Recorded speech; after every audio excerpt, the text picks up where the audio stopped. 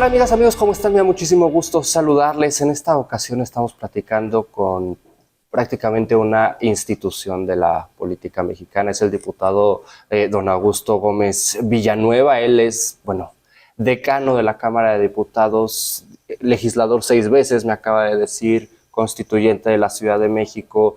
Tiene, insisto, tiene alrededor de 70 años de trayectoria política, entonces, bueno, era ineludible querer platicar con usted, diputado. ¿Cómo está? Muchísimas gracias. Mucho gusto. Bueno, te agradezco mucho Hombre. el honor de la invitación para conversar sobre algunos temas que pues seguramente nos interesan a todos, Sí. por lo que acabas de mencionar, porque pues un hombre dedicado a la política como tu servidor, pues no puede ser más que invitado a platicar sobre el tema político. Así es que con mucho gusto estoy a tus órdenes. Muchas gracias, diputado. Pues sí, la verdad es que no es para menos. Pues sí tengo algunos temas que quisiera platicar con usted, empezando por la coyuntura nacional, diputado. Vivimos lo que algunos han calificado como momentos inéditos o históricos. A mí me gustaría preguntarle si en alguna ocasión a lo largo de la trayectoria que usted tiene ha visto o vivido un momento como este, el que estamos viviendo en México. Bueno, cada etapa que he vivido ha sido diferente y por lo mismo, pues tiene que ser inédita. Claro. Obviamente que en este caso tiene rasgos peculiares porque hay que verla en dos planos. Un plano es el plano nacional y otro es el plano internacional. Es decir, y el otro, independientemente de la calificación de internacional, pues también hay que verlo en el plano mundial. Claro.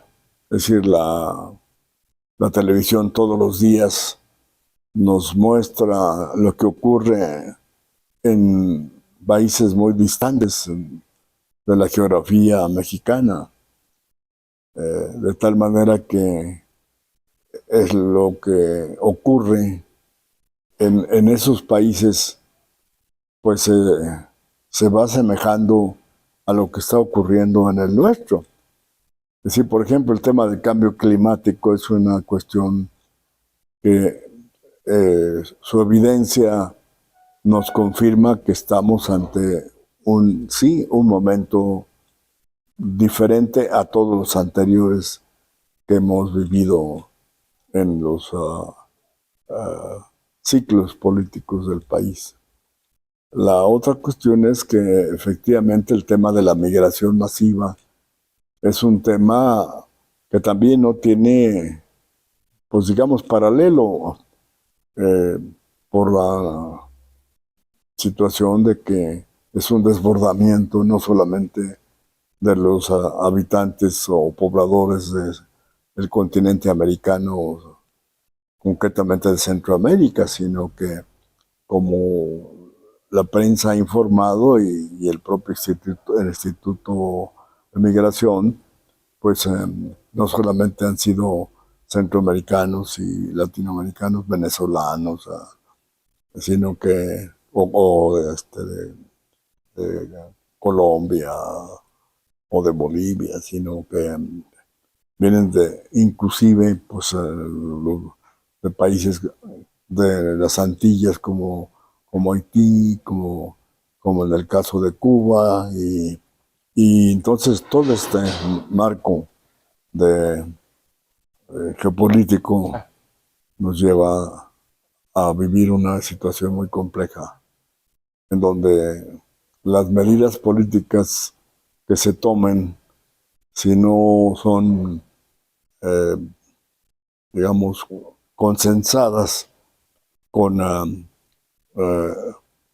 los países que forman parte de este continente, pues no vamos a encontrar soluciones. Y más que se trata de poblaciones desplazadas o por las razones de carácter político o por razones de carácter ideológico, de carácter religioso, o bien por razones también de carácter climático, pero básicamente por la pobreza y la desocupación. ¿Ah? Es decir, aquí nos encontramos ante fenómenos tan complejos de discriminación, no solamente racial, sino religiosa e inclusive sexual.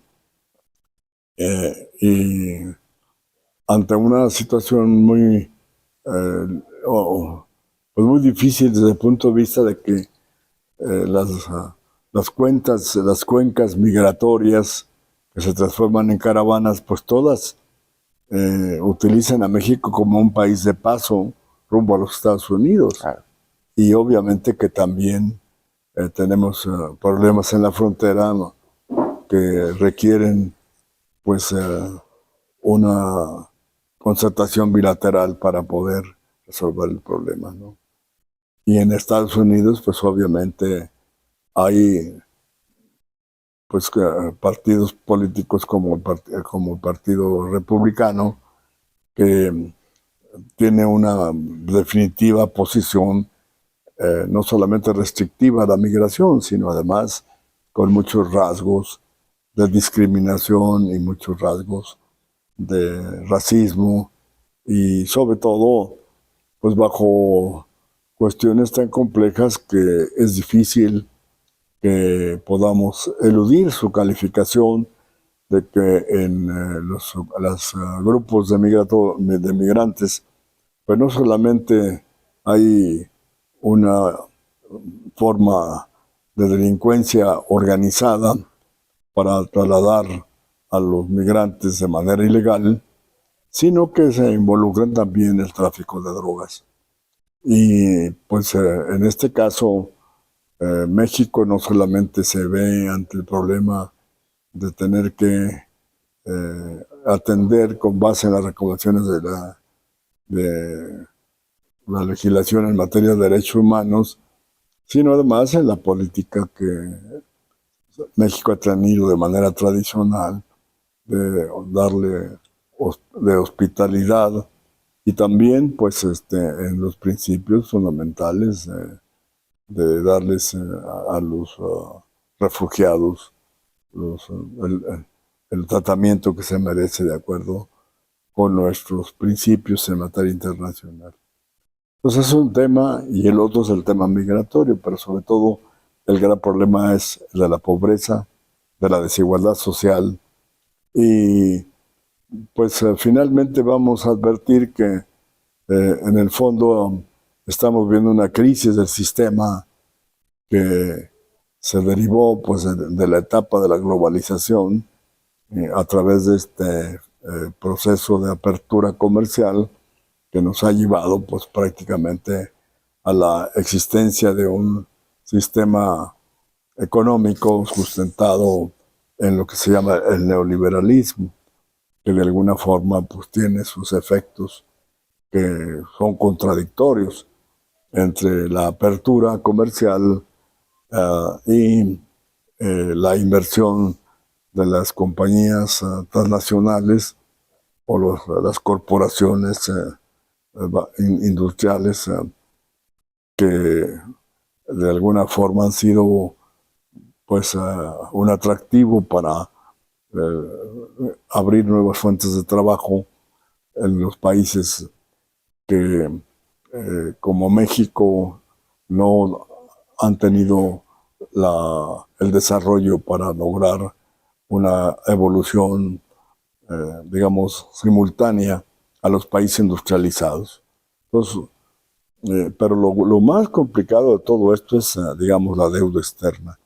Es decir, lo que ha pasado es que México, como otros países de América Latina y del mundo, pues vivimos bajo esta dependencia de las instituciones financieras, y pues prácticamente podemos calificar que el siglo XXI es el siglo que abre el camino de la revolución industrial a la revolución, digo, el capitalismo industrial al capitalismo financiero. Es decir, hay un dominio de las instituciones financieras que han sustituido pues prácticamente las leyes que propiciaban la, la apertura para proporcionar apoyos a los países que estaban en una etapa de crecimiento a una etapa de dependencia desde el punto de vista no solamente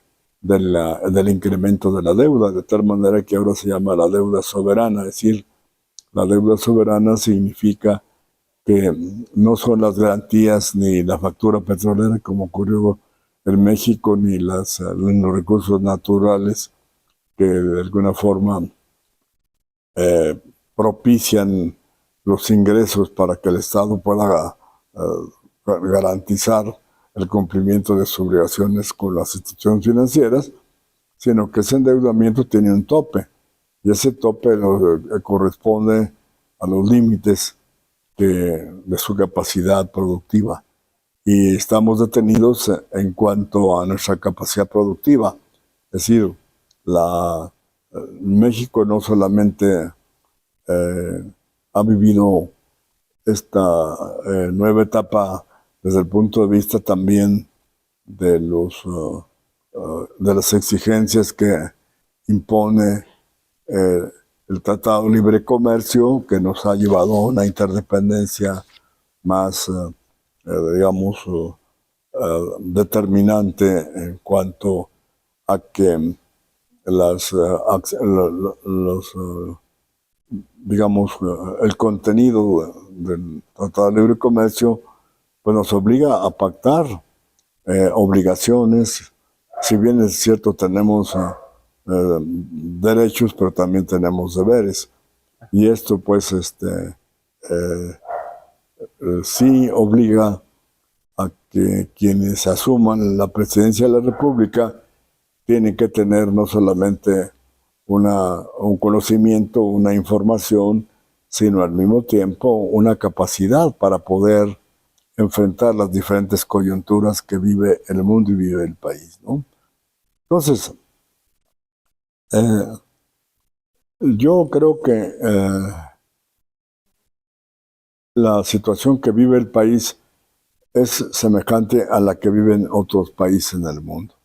Es decir, no solamente está en crisis la economía, sino que también está en crisis la democracia como un sistema político que ha permitido el desarrollo de las instituciones que le asignan al Estado la responsabilidad de impulsar el desarrollo, ¿no? Es decir, en el momento en el que los países se subordinan a tratados internacionales que a su vez se vinculan sobre todo a la cooperación y a la transferencia de tecnología y a la transferencia de la industria y de la ciencia como un conocimiento para el desarrollo. En esa medida, pues estamos hablando de una etapa distinta a lo que fue la Guerra Fría, a lo que fue el proceso de nuclearización en la posguerra, y sobre todo, pues todavía viviendo los efectos de la normatividad internacional y de la geopolítica mundial derivada de la Segunda Guerra Mundial. La irrupción, pues, de otras potencias, entre ellas China, ¿verdad? Y la India y Japón, pues ya enfrentadas al capitalismo norteamericano, o más bien a la alianza de Europa, Estados Unidos, pues se convertida en una guerra comercial, pues fija otras circunstancias y otras reglas para poder lograr o mantener no solamente la paz interior en los países, sino al mismo tiempo en lograr el desarrollo, pues son subordinados a una competencia en la cual pues los países que han logrado un mayor desarrollo frente a quienes pasaron de una etapa de colonización a el desarrollo de un nacionalismo y a una, digamos, vigencia de principios de autodeterminación, pues se enfrentan ya no solamente a la existencia de esos principios transformados en derecho internacional, sino a la realidad desde el punto de vista de sus límites de desarrollo, ¿no?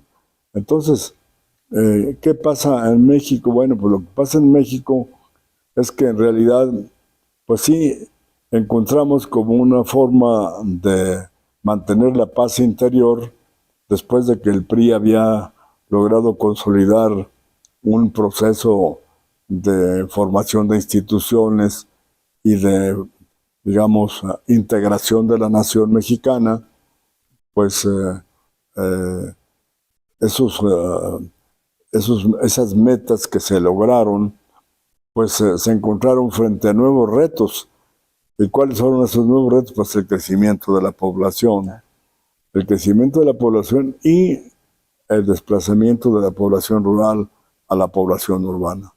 Es decir, si examinamos la historia del país en la época, digamos, en el siglo XX, pues tenemos capítulos que nos van llevando de la etapa de la insurrección de la Revolución Mexicana a la etapa de la reconstrucción del país, pero sobre todo una reconstrucción sustentada en un pacto social que se configuró en la Constitución Política de los Estados Unidos Mexicanos en 1917. Y esta Constitución a su vez establece las garantías sociales, pero sobre todo logra una combinación entre las garantías individuales y las garantías sociales, pero a su vez prevalece lo que históricamente se planteó a partir de la independencia, pues la existencia de una república con la división de poderes, del poder judicial, el poder legislativo y el poder ejecutivo. Y entonces, pues todo eso que ha sido parte de una serie de conquistas que se han logrado en más de un siglo, pues de pronto se ven trastocadas por la coyuntura de un momento en el cual un movimiento que tiene como bandera la pobreza y tiene como bandera la anticorrupción y la austeridad, pues genera no solamente una serie de efectos, primero como una, digamos, suma de a los estados de ánimo que provocaron una indignación contra la falta de crecimiento, la falta de oportunidades y el incremento de la pobreza. Esto es lo que da origen a que hayamos perdido la última elección. Pero también déjeme decirle algo que es importante. Es decir, el PRI no solamente tuvo la visión para poder ir incorporando a la legislación el pluralismo político en función a que ese crecimiento de la población y esos nuevos problemas de del desbordamiento de la población rural a la población urbana, cumplido el proceso de la reforma agraria, de la entrega de la tierra a los campesinos, de pronto se ve ante la crisis de la economía petrolizada. Es decir, si bien es cierto que México creció desde 1938 a partir de que el General Cárdenas expropió el petróleo, hasta la etapa en la cual el presidente de la Madrid vivió la primera crisis del precio del petróleo, entonces, pues esto originó hasta cierto punto varias determinaciones para mantener la paz interior y para poder continuar en el cumplimiento de las obligaciones obtenidas como gobierno frente a los organismos internacionales. Y bueno, pues acuérdense que hubo un momento en que el propio presidente López Portillo habló de que había que administrar la abundancia. ¿Por qué? Porque Sí. se había incrementado el precio del petróleo. ¿Ah? Es decir, a la Madrid se le cayó el precio del petróleo de 35 a 8. Es decir, ese momento origina pues la necesidad de una gran apertura para impulsar partidos políticos, no solamente a los grupos inconformes digamos, crisis económica en la que en la coyuntura nos lleva al país, sino porque además lo más importante pues es no solamente conservar la paz orgánica del país, sino además no detener el crecimiento de México. Y bueno, pues acuérdense que posteriormente pues viene el gobierno de Salinas, en donde el Tratado de Libre Comercio es una salida para poder atender los reclamos que la población afectada por la disminución de los puestos de trabajo, pues tiene que encontrar como estrategia pues el lograr ese tratado de libre comercio para impulsar el desarrollo económico del país, pero con muchos problemas muy complejos porque esto implicó pues un cambio de rumbo.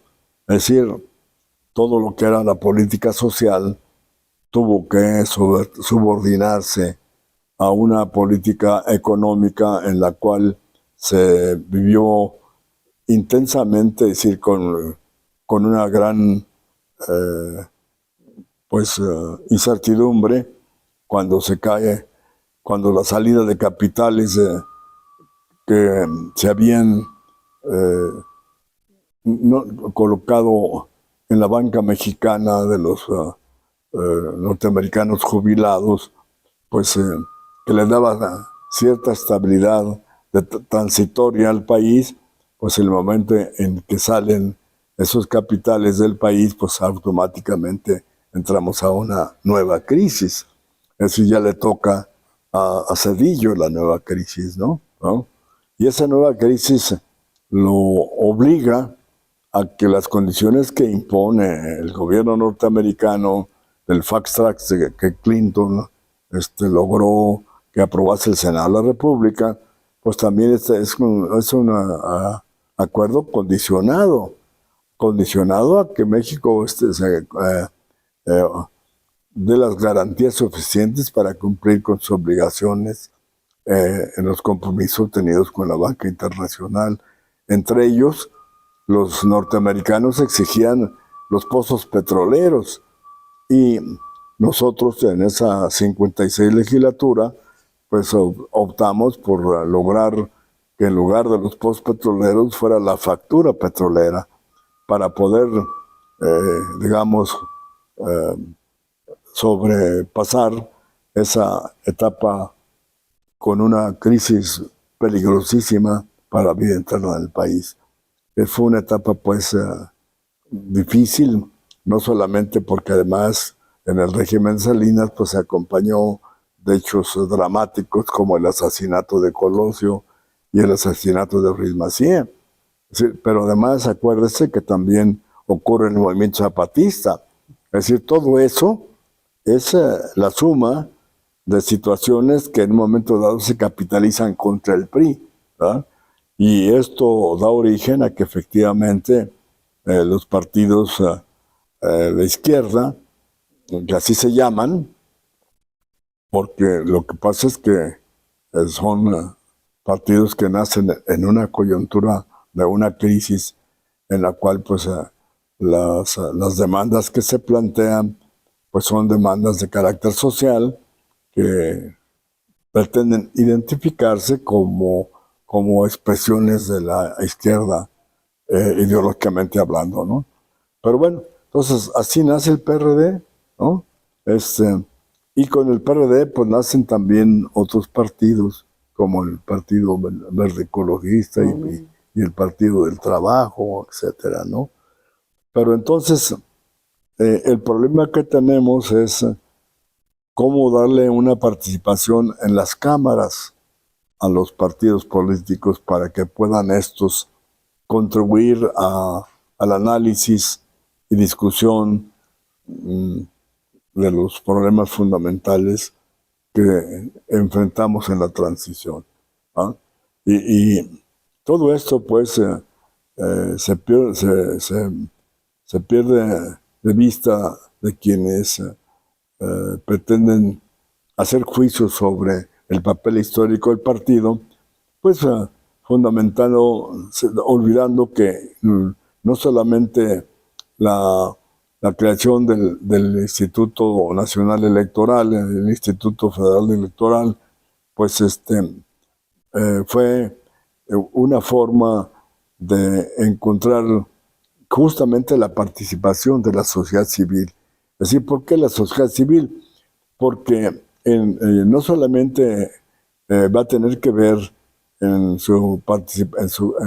la selección de los ciudadanos que formen parte de la vigilancia y de las casillas, sino aparte de eso son los que van a tener a su cargo la realización de los trabajos previos, de la capacitación, van a tener que se crea pues la credencial única del elector y todo esto que va a ser pues sin duda alguna una gran aportación a la democracia, al ejercicio del derecho del voto con la transparencia que reclamaba ya una sociedad que calificaba al PRI como un partido hegemónico y como un partido mayoritario que de alguna manera pues efectivamente centralizaba las decisiones fundamentales en la toma del poder. Ahora, la diferencia está en que efectivamente el PRI pudo gobernar durante 70 años porque hay una base de carácter programático, es decir, la revolución en sí, en su etapa más difícil de guerra interior, de guerra civil, pues, ¿no? O la etapa de violencia y la etapa de insurrección, pues había que definir las causas de esa revolución en la medida en que regionalmente se planteaban diferentes temas en el norte y en el sur, ¿no? Es decir, en el norte por eso aparece la figura de Madero, de Carranza, de Obregón, de Calles, del propio Villa en Chihuahua y en Durango, ¿no? Y en el sur pues aparece Emiliano Zapata y también aparecen otros importantes líderes que forman el Partido Socialista del Sureste, ¿no? Es decir, ahí, mientras por una parte Madero plantea como tema central la no reelección, por otra parte Zapata plantea el tema de la revolución agraria, pero por otra parte se plantea la revolución socialista, ¿no? En el sureste, ¿no? Entonces, hay que entender lo que está pasando en México. Es decir, todavía los resabios de esa, digamos, incompleta transformación para lograr integrar a la nación mexicana al desarrollo general, pues se da porque la misma naturaleza, el territorio, su estructura y también su población. Es decir, unos están cerca de Estados Unidos, los países como Sonora, como Sinaloa, como Chihuahua, como Durango, etcétera, Coahuila. Otros estamos en el centro, pues fundamentalmente con un desarrollo en el cual también es dominante un tipo de cultivos que el propio Molina Enríquez les llamó la zona de los cereales, ¿no? Bueno, pero en el sureste tenemos el problema de la sierra madre del sur y al mismo tiempo la diversidad en cuanto a los recursos hidráulicos, la marginación de muchos grupos étnicos y de grupos que forman a pueblos originarios que no se pueden atender con digamos, la misma velocidad Claro. que tienen en el norte, igual, ¿no? Pues esto da origen a un México que se mantiene en la desigualdad, pero que se profundiza.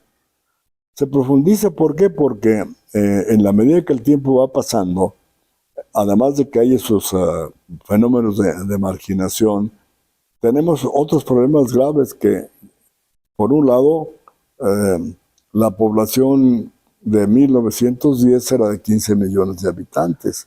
Ahora la población son cerca de 130 millones de habitantes. En esa época el promedio de esperanza de vida era de 30 años. Ahora es de ahora es de 80 años, ¿no? Es decir,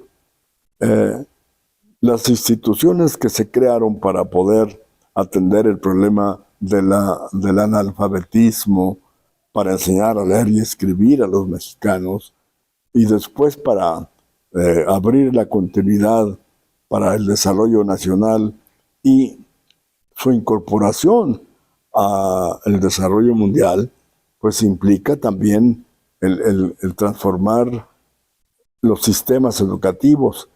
Es decir, se tiene que ampliar el régimen educativo a las secundarias obligatorias, a la preparatoria, a las universidades, a los institutos tecnológicos, etcétera, ¿no? Pero todo esto implica también una exigencia de estas generaciones de ocupación, ¿no? Y de oportunidades, ¿no? Bueno, entonces también hay que tomar en consideración que los fenómenos de los que hablamos hace un momento, ¿en qué se sustenta el neoliberalismo? Bueno, ¿por qué formamos parte del GATT? ¿No? Cuando formamos parte del GATT, automáticamente estamos ya modificando las funciones del Estado. Ya el Estado no va a poder intervenir para poder contribuir al desarrollo. Ya no va a ser el Estado el que va a subsidiar, ¿no?, la agricultura, la industria, etcétera. Ya es el libre comercio. Si ya estamos entrando a una etapa en la cual no solamente la competencia va a ser el leitmotiv de la dinámica de la sociedad, sino aparte de eso va a originar también, digamos, un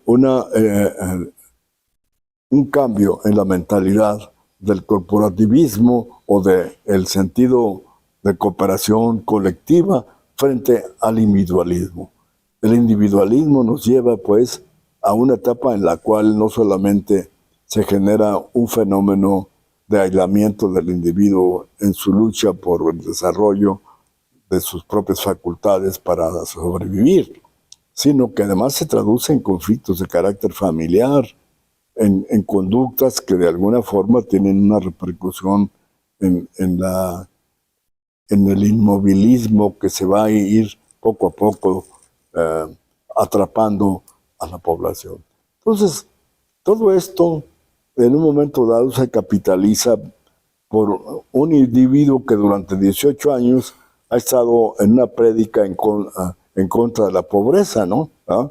Es decir, de tal manera que además es un individuo subsidiado, porque pues, los recursos que el gobierno de la República le destina en un momento dado para financiar al PRD, al PAN, al PRI, etcétera, también los destina a financiar a Morena, ¿no? Claro. ¿Ah?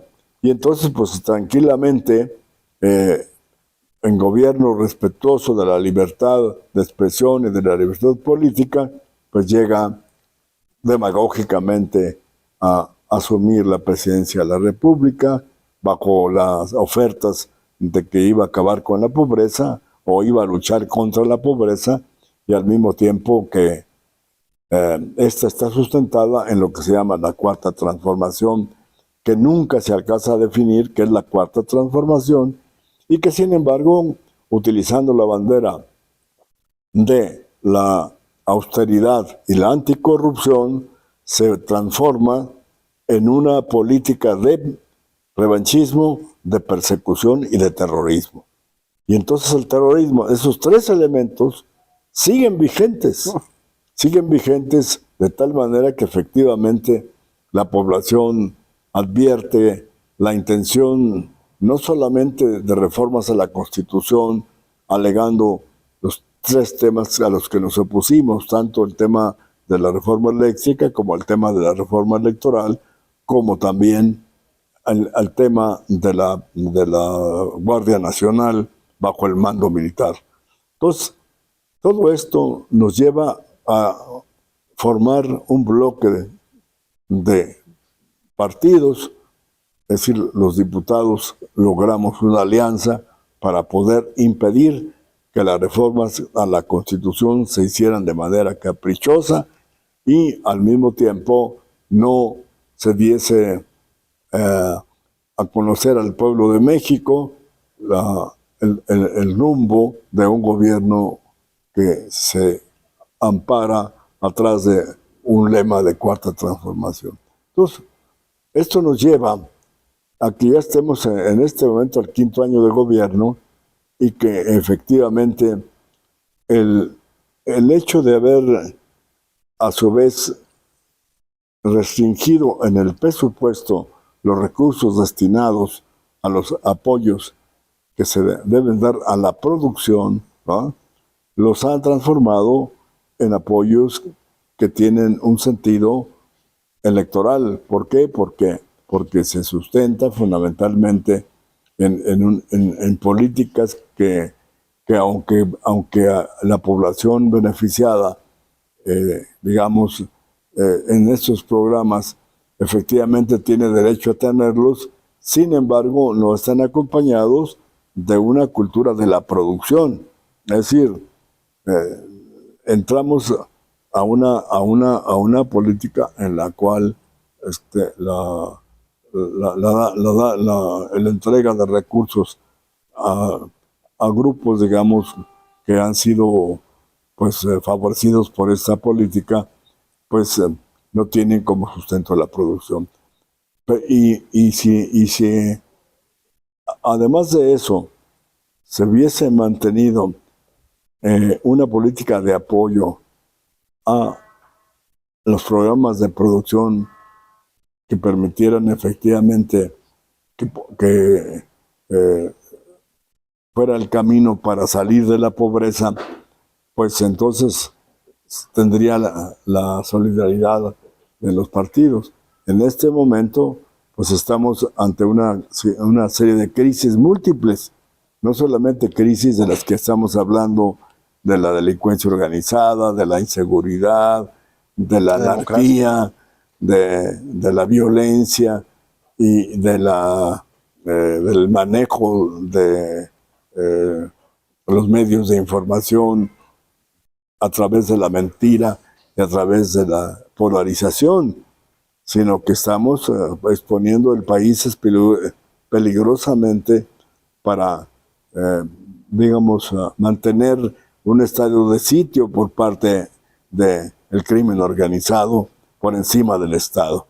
Entonces, lo que ahora tenemos que pensar es cómo logramos que los mexicanos adquieran plena conciencia de que hemos vivido en un régimen populista con una vocación centralizadora del poder, pero al mismo tiempo subordinado al capricho de un individuo que tiene evidentemente en su propia conducta la calificación de que son, digamos, manifestaciones de un régimen profascista que está por encima de la Constitución y de la ley.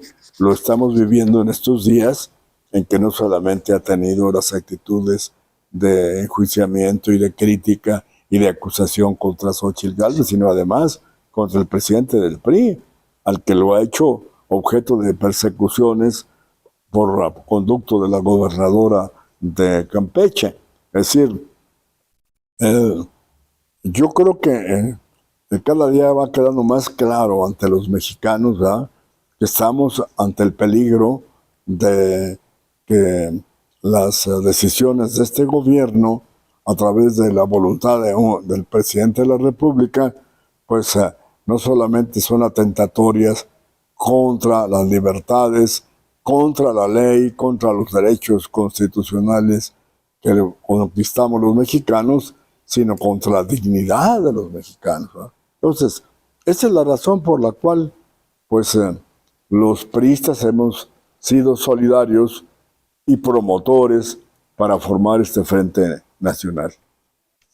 Diputado, platicando, escuchándolo, mejor dicho, pues voy atendiendo varios temas, pero algo que me llama mucho la atención es que mencionó que había una crisis de democracia, por aquí lo había notado, una crisis en la que también señalaba que tenía una crisis de un solo hombre, de las decisiones caprichosas de un solo hombre. Claro, sí. ¿Esto usted en particular alguna vez lo había visto?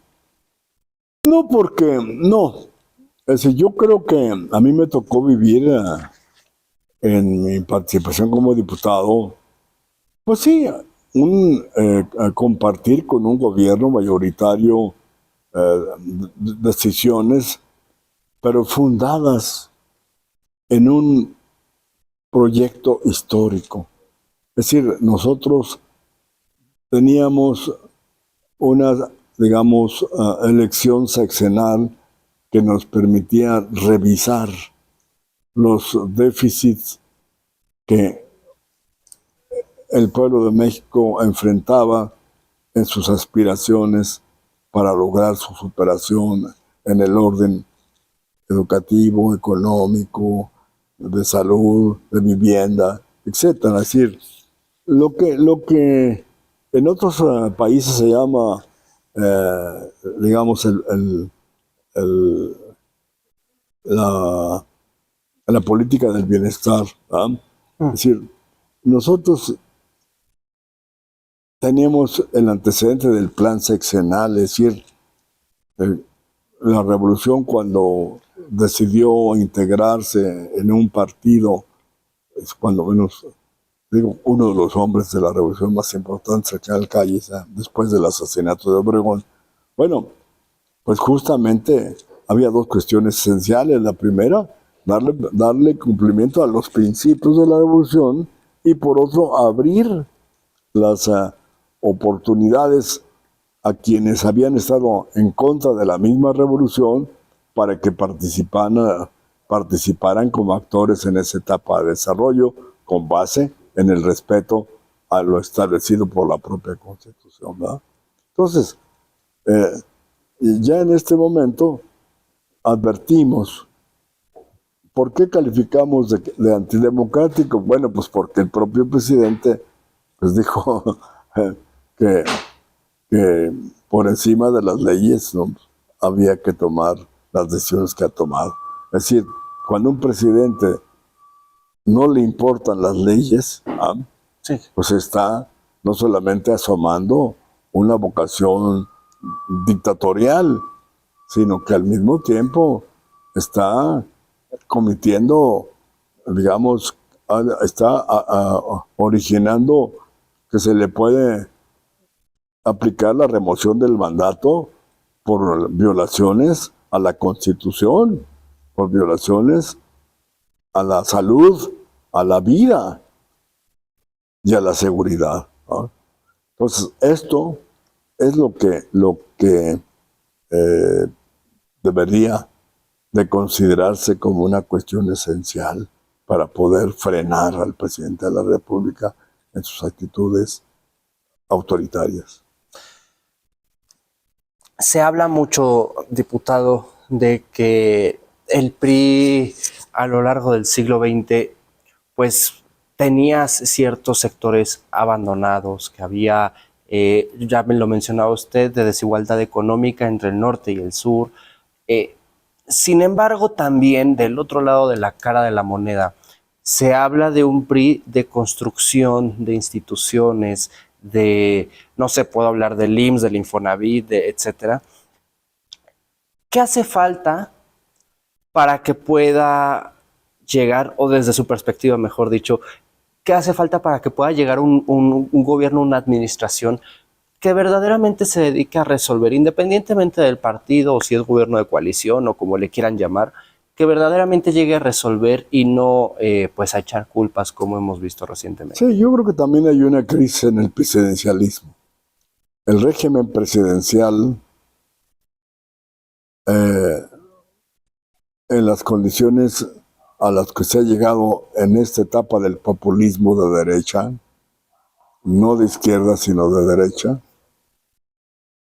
nos induce a pensar que tenemos que hacer una reforma del Estado, una reforma que nos permita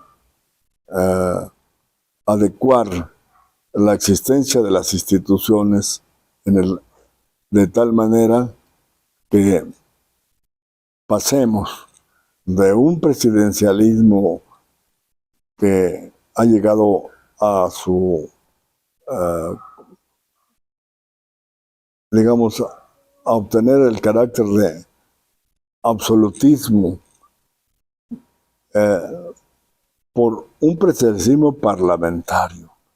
Es decir, no debemos de desconocer que efectivamente las cámaras han adquirido ya una gran importancia en el desarrollo democrático del país. Uh-huh. Y que de alguna manera las cámaras están limitadas porque el régimen presidencial que prevalece en nuestra Constitución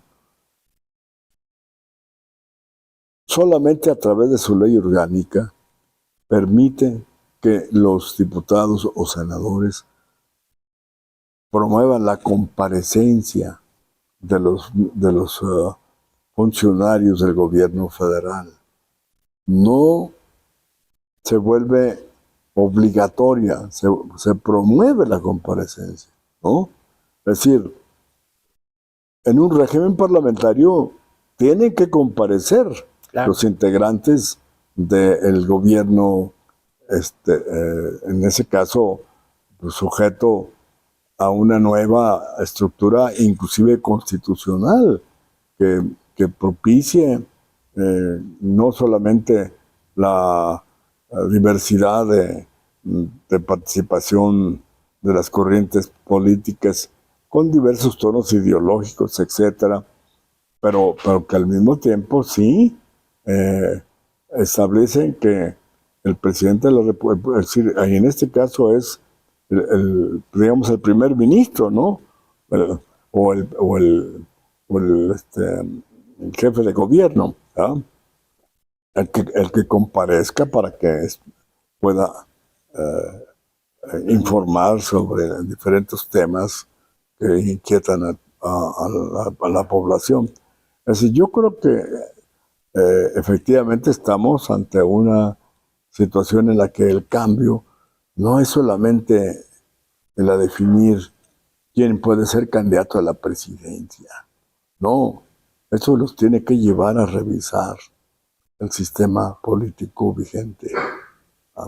Así como en un momento dado se consideró que había que crear el IFE, el INE, etcétera, etcétera, los organismos como el INAI, para la transparencia, etcétera, pues tenemos que cambiar, es que crear nuevas instituciones, ¿no? Que nos permitan efectivamente ampliar las libertades de los mexicanos en cuanto a que estén debidamente enterados y a su vez puedan participar para exigir que se cumplan con los compromisos que se deben de cumplir, pero con base en una cuestión de carácter programático. ¿Ah? Yo creo que, por ejemplo, pues el camino que se ha seguido en este Frente Amplio por México es un camino interesante que es parte de la creatividad y del talento en gran parte de nuestro presidente Alejandro Moreno, pero que también debemos de reconocer que los compañeros del PAN y el PRD han advertido la importancia de lograr esta unidad para presentar un frente común. Pero ahora viene pues la parte correspondiente al debate, a los sondeos de la opinión pública respecto a los temas que presenten los precandidatos o los aspirantes a ser candidatos, pero a su vez pues hay un órgano que se ha creado que lo dirige el compañero Ángel Gurría y el propio Ildefonso para poder plantear una plataforma que permita ser la plataforma que se ofrezca al pueblo de México como respuesta a esta situación de crisis que vivimos. ¿Considera, diputado, que como sociedad o como pueblo estamos, pues no sé si la palabra correcta sea atenidos o quizás resignados a que lo que hay es lo que existe es lo que hay y está, porque me parece muy, pues afortunado, novedoso que se considere el crear nuevas instituciones, pero ¿no considera usted que estamos atenidos, por así llamarlo, a lo que hay, lo que ya tenemos establecido? No, mire, déjame decir una cosa. Este fenómeno del inmovilismo no es patrimonio de los ciudadanos mexicanos. Es un tema de carácter universal. Es decir, la sociedad ha sido aturdida porque dominan los medios de comunicación para conformar en su mente una distracción que les haga perder el sentido de sus obligaciones ciudadanas. Es decir, los medios de comunicación juegan en este momento un papel muy importante y lo han jugado, ¿no? De tal manera que estamos no solamente ante una crisis en la que acabamos de mencionar por todos estos factores, sino que además lo más delicado de todo esto es el papel que juegan los medios de comunicación. Y el uso de los medios de la comunicación tienen al mismo tiempo, también así como hablamos del el capitalismo financiero, un vínculo con las grandes transnacionales. ¿Ah? Es decir, la transnacionalización de la economía es a su vez una transnacionalización de muchos de los, digamos, instrumentos que configuran las bases del desarrollo de los países. Y en este caso, el uso de esos medios de comunicación con un propósito determinado,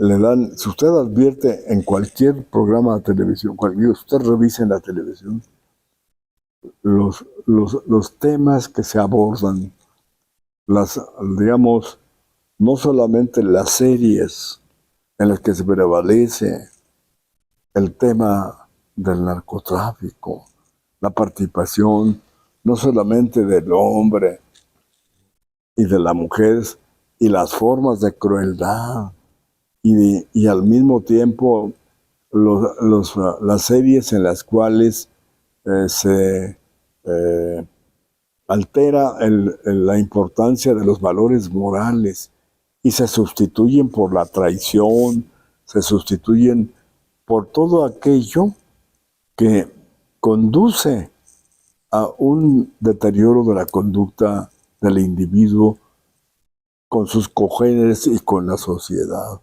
Entonces estamos ante una ofensiva múltiple que ha enajenado a la población. ¿Ah? Por eso es importante el frente, porque estamos despertando a los mexicanos de una etapa en la cual prevaleció, pues no solamente la emotividad frente a la razón, estamos tratando de cuidar, es decir, de recuperar la razón frente a la emotividad, ¿ah? Es decir, usted puede advertir cómo inclusive hay muchos programas en la televisión cuyo atrevimiento ha llegado al extremo de llegar a sogar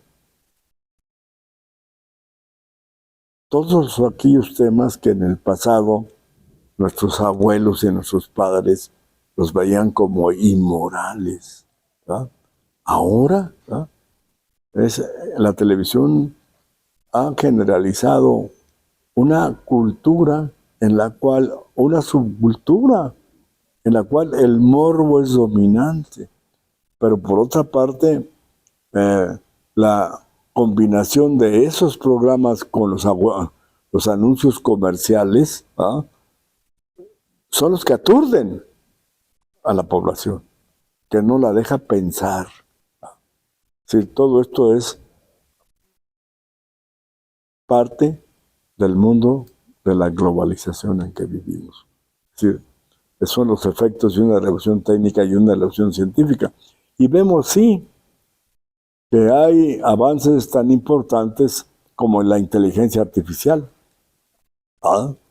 Es decir, como un avance distante, ¿no?, que en el futuro va a tener una gran significación para la economía y para el desarrollo en el mundo.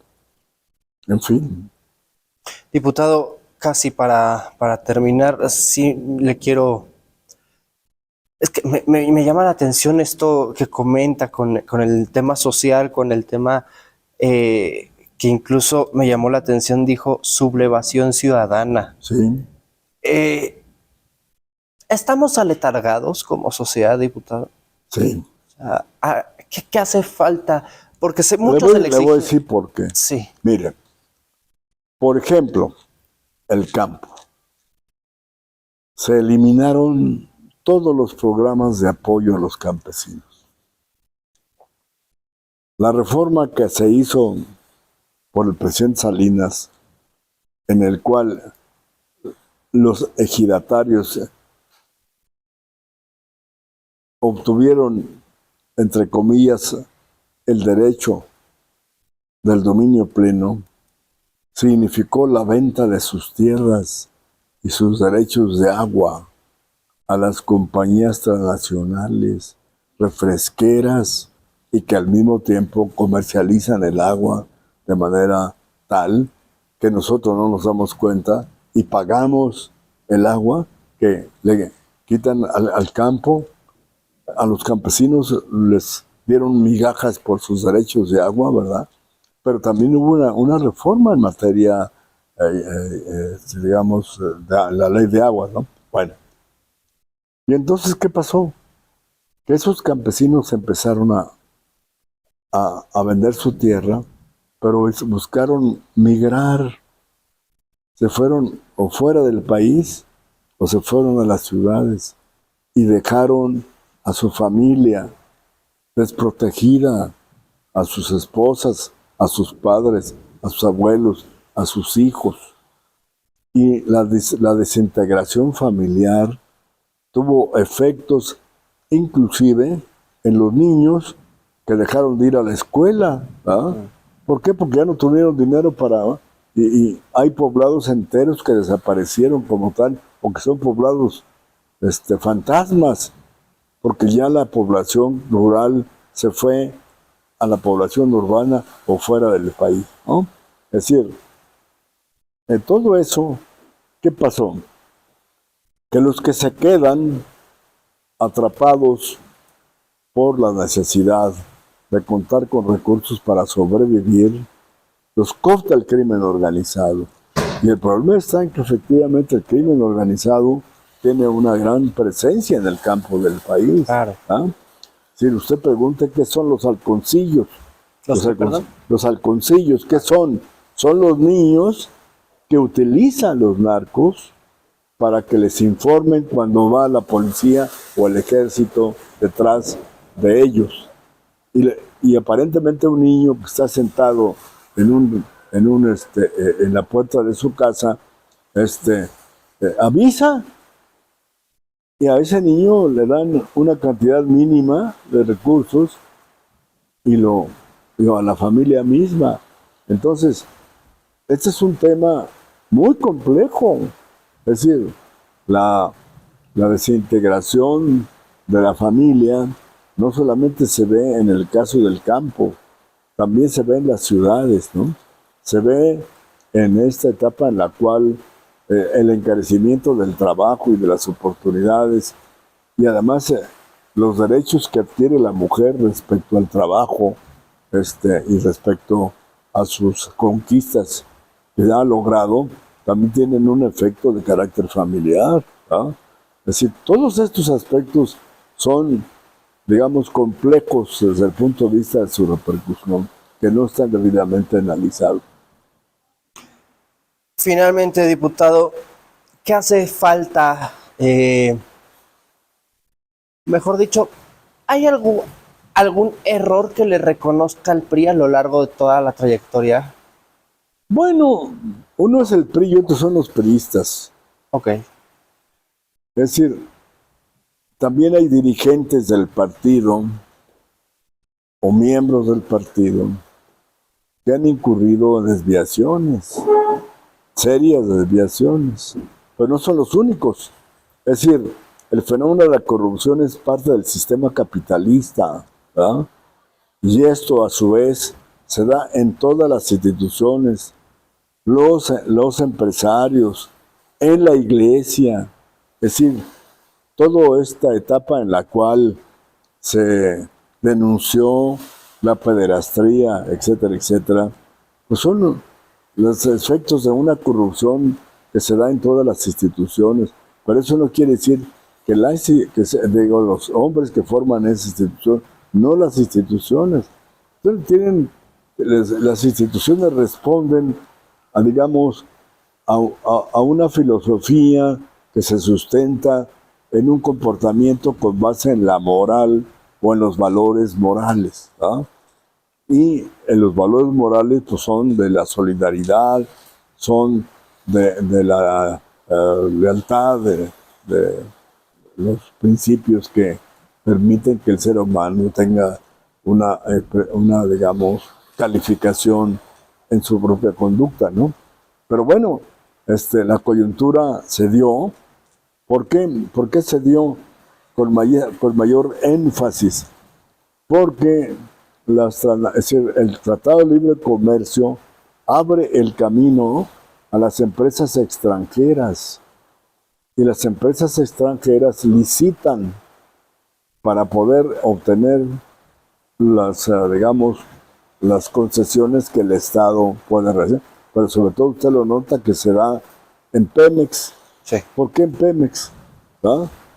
Bueno, porque ahí es donde se han licitado con mayor, digamos, atractivo por la tecnología que los extranjeros han tenido y compiten con los mexicanos. Entonces, en esa medida, hay caminos para la corrupción, claro, pero financiera. En fin, muchas más. ¿Algo que usted quiera destacar, diputado? No, simplemente que le agradezco la oportunidad de hacer estas reflexiones. Espero que les sean útiles. Muchísimo. No. Al contrario, y por favor que no sea la única. No, le agradezco mucho. Le agradezco mucho, diputado. Y yo les agradezco muchísimo también a ustedes que me hayan permitido acompañarles a través de este espacio. Yo soy Fernando Moctezuma y por supuesto nos estaremos viendo muy pronto.